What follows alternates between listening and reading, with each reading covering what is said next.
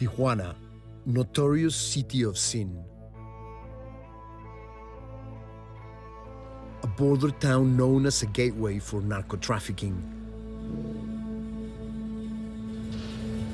Business is booming thanks to fentanyl, a synthetic opioid 50 times stronger than heroin, which has killed tens of thousands of people in the US. But people are now dying this side of the border too. And that is a problem for the cartel. They've unleashed a monster in their own backyard and they can't control it.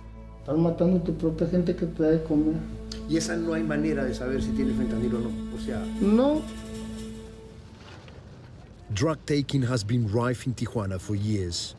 But fentanyl is so strong and so addictive, it has caused a crisis unlike anything the city has seen before. Éramos como unos 3,000 o 4,000 adictos a la heroína entre el fentanilo y yo pienso que si quedamos unos 300 somos muchos.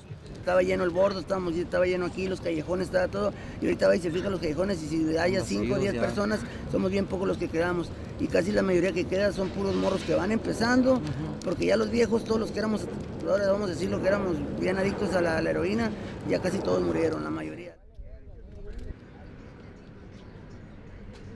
By day, zombified addicts line the streets. During COVID, the border was closed for months, disrupting smuggling routes to the US.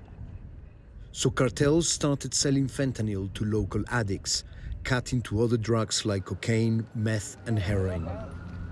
They were testing the levels. Just a tiny amount of fentanyl can be deadly. There are few official figures, but thousands of people have likely been killed.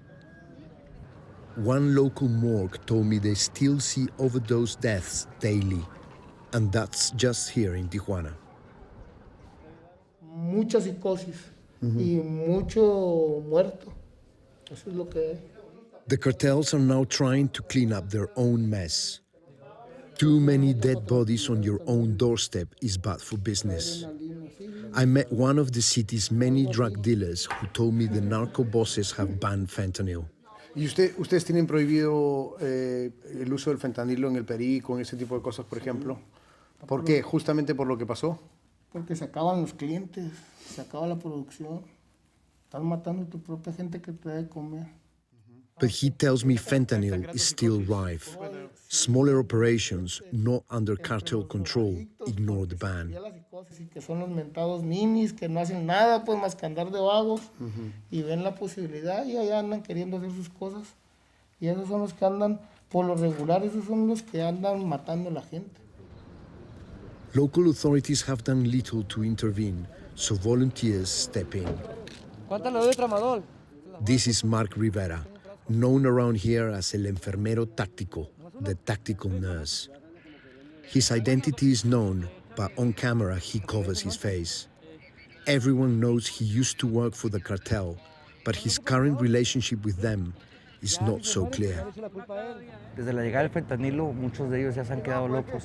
Nosotros venimos a ayudar, a atender las consecuencias del consumo de las drogas. Es lo que hacemos nosotros, a dar esperanza. Pues muchas personas de casa están viniéndose para acá solamente a consumir, pero a veces se les gusta tanto estar viniendo aquí que ya dejan su vida social, su vida laboral, su familia inclusive. The nurse and his team hand out clean needles and drugs to ease fentanyl withdrawal. He also provides emergency medical assistance. He was himself an addict and a dealer in this area.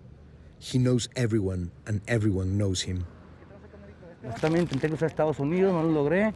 Yo aquí, todos estos puntos que yo visito, son puntos donde yo estuve tirado con la pata llena de moscas, con un cuerazo. Muchos carnales de los que yo conocía, los veteranos, ya no están ahorita. Muchos se fueron por sobredosis. The nurse wants to persuade addicts to get clean, but does not try to stop them taking drugs. He knows they will do it anyway. He says he just tries to make them as safe as possible. But whilst we are filming with him, we see just how quickly an overdose can happen.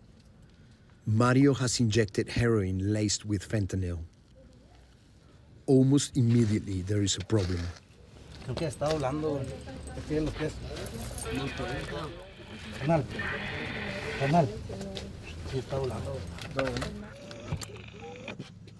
The nurse gives CPR and naloxone, a medicine which counters opioid overdoses. It's not produced in Mexico and has to be smuggled in from the US. Carnalito, ¿estás bien? Papá. Mario survives, but the speed at which a user can overdose is scary to witness. Mexico's President Obrador has long declared fentanyl an American problem, even though it's always been made here. But fentanyl addiction is now spreading rapidly through the country from border towns like Tijuana. It's now so available, many American addicts cross here for a cheaper fix. Some live among the homeless. You know, I get along with people more here than I do everywhere else. Yeah, because they're down to earth. They know what it is to struggle. I've been beat up, robbed, stabbed, taped up, whatever, but I've earned my respect here. I asked Pinky about fentanyl. It's a death certificate. So, yeah, and somebody put it in my cigarettes, and I died twice behind there, but I didn't know I was taking it. They took the filter out and put it in my cigarette. But I died twice. Luckily, somebody seen me. There's so many here living outside reality like ghosts, trapped in another world of poverty and addiction. I have my dad and my daughter in Washington, so I don't know. I just maybe one day I'll get to see her again. But really, I don't have the money to even think about traveling. It's been really scary sometimes, but I don't know. I like it. I mean, I put my life at risk sometimes to just go out and try to have some fun, but sometimes it ain't so fun and I could get my life taken. Rachel told me she came here to stay out of prison. That's all America did to me, and I just wanted to be free, be able to walk. It's very hard life in the street. As he does with everyone, the nurse tries to convince Rachel to go into his rehab center. Sometimes he succeeds, but as far as we know, Rachel did not go. This is the rehab center known as the Castle. Like many things in Tijuana, it's an open secret that the Castle is run by the cartel. Es el lugar a donde yo canalizo las personas que rescatamos de la calle.